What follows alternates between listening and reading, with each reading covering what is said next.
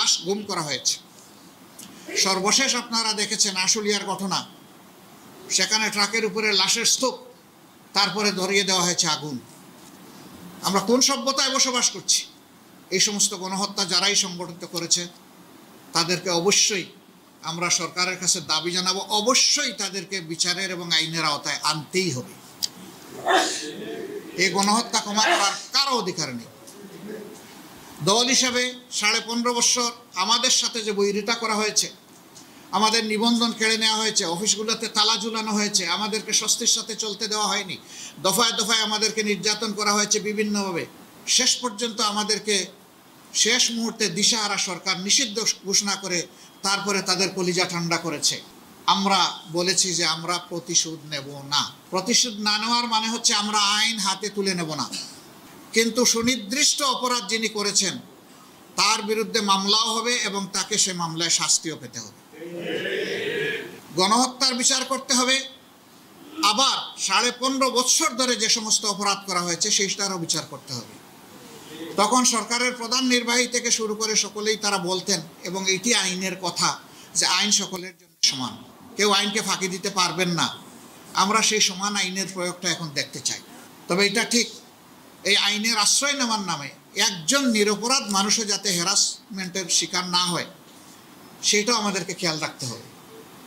আমরা আমাদের সংগঠনের প্রতি আহ্বান জানিয়েছি যে ক্ষতিগ্রস্ত যারাই মামলা করবেন, আইনের আশ্রয় নেবেন, কোনো মানুষের উপর যাতে বেইনসাফি না হয় সেই দিকে তীক্ষ্ণভাবে দৃষ্টি রাখতে হবে।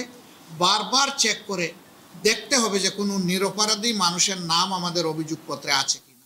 যদি থাকে তা অবশ্যই বাদ দিতে হবে, তাকে রাখা যাবে না। সম্মানিত ভাইরা, এ দেশটা আমাদের সবার। এবারকার এই আন্দোলন শুধু পুরুষের নয়, নারী পুরুষের সবার, শুধু ছাত্রদের নয়, আপামর জনতার। সে আন্দোলনে রাজনৈতিক দল যেমন সম্পৃক্ত হয়েছিল, সিভিল সোসাইটিও সম্পৃক্ত হয়েছে, শিল্পী সমাজ সম্পৃক্ত হয়েছে, শিক্ষকরা নেমে এসেছেন, একেবারে কেজি স্কুল থেকে শুরু করে বিশ্ববিদ্যালয় পর্যন্ত রাস্তায় নেমে এসেছেন। গৃহিণী যাদেরকে বলা হয়, ঘরের আমাদের মা বোনেরা, কেউ বাকি ছিলেন না। ঠিক সমান তালে দেশবাসীর সাথে এই আন্দোলনে প্রবাসে যারা বাংলাদেশিরা ছিলেন তারাও অংশগ্রহণ করেছেন। তারা অংশগ্রহণ করতে গিয়ে নিগ্রহের শিকারে পরিণত হয়েছে। একটা দেশে 57 জনকে গ্রেফতার করে তাদেরকে আজীবন যাবজ্জীবন শাস্তি দেওয়া হয়েছে। আমরা এই সরকারের কাছে দাবি জানিয়েছিলাম অগ্রাধিকার ভিত্তিতে তাদেরকে ছাড়িয়ে আনতে হবে। আলহামদুলিল্লাহ, আমরা এই সরকারকে ধন্যবাদ জানাই, তারা এই উদ্যোগ নিয়েছেন। আমরা ধন্যবাদ জানাই ওই দেশের যিনি সরকার তাকেও, যে তারাও তাদেরকে মুক্ত করে দিয়েছেন, মাফ করে দিয়ে। সরকারের কাছে দাবি হচ্ছে এদেরকে এখন মর্যাদাপূর্ণভাবে পুনর্বাসন করতে হবে। শুধু তাই নয়, যারা মিডিয়ায় সমান তালে 15.5 বছর স্বৈরাচারী শাসন ব্যবস্থার বিরুদ্ধে কথা বলেছেন, জনমত সংগঠিত করেছেন, তাদেরকে প্রবাসেও হ্যারাস করার চেষ্টা করা হয়েছে, তাদের স্বজনদেরকে দেশের বুকে হ্যারাস করার চেষ্টা করা হয়েছে। আপনারা একজনের কথা অন্তত স্মরণ থাকার কথা, আপনাদেরই সম্প্রদায়ের কনক সরওয়ার, তার বোন রাখার সাথে কি আচরণ করা হয়েছে এটার সাক্ষী আপনারা। ভাইয়ের অপরাধের জন্য অপরাধী যদি হয়ে থাকে, আমরা এটাকে অপরাধ অবশ্যই মনে করি না, কেন বোনকে শাস্তি পেতে হবে?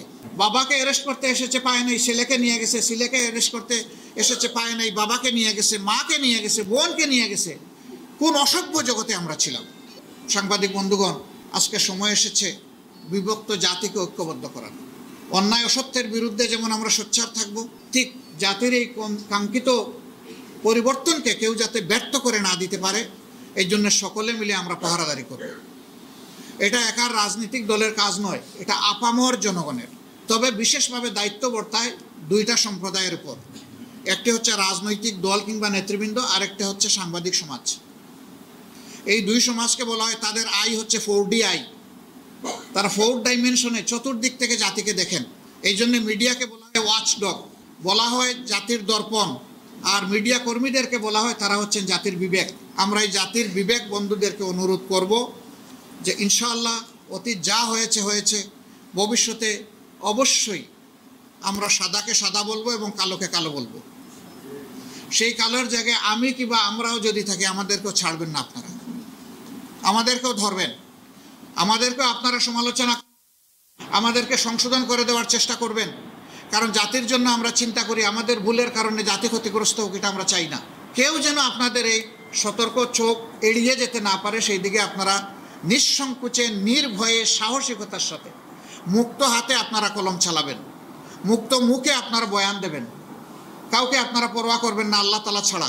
বিগত এই দীর্ঘ সময়ে যারা বিভিন্নভাবে নিগৃহীত হয়েছেন তাদের প্রতি আবারও আমি শ্রদ্ধা নিবেদন করছি, এবং যারা দুনিয়া থেকে বিদায় নিয়েছেন নিগ্রহের শিকার করে, আবারও আল্লাহর দরবারে তাদের সকলের শাহাদাত কামনা করছি। ব্যাংকগুলা